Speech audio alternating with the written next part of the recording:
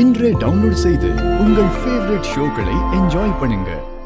நீங்க நகையோட வருவீங்கன்னு ரொம்ப நம்பிக்கையோட இருந்தோம். கடைசியில இப்படி ஆயிடுச்சு.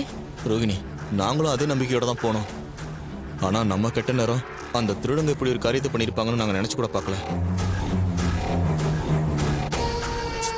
அக்கா, 2 பேரும் என்னமோ நகையை மீட்டுட்டு வர மாதிரி பில்டப்பா போனாங்க. இப்ப வெறும் கையோட வந்திருக்கானுங்க. இவனுங்க லட்சணம் இவ்வளவுதான். இவனுங்களை நம்புறதெல்லாம் இனிமே வேஸ்ட்க்கா.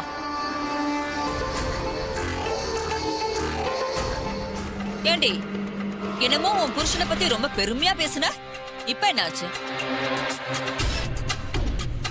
இவ ஒன்னும் சூப்பர் மேன் இல்ல, எல்லாத்தையும் கண்டுபிடிக்கிறதுக்கு. இனிமேலாச்சும் கொஞ்சம் ஒட்டக்கி வாசி. சந்திரா, விடு. அவகிட்ட என்ன வெட்டியா பேசிக்கிட்டு.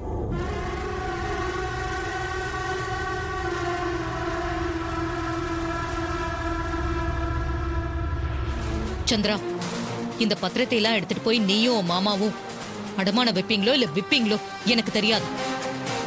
நாளைக்கே எனக்கு பணம் வேணும். அப்பதான் எல்லாருக்கும் செட்டில் பண்ண முடியும்.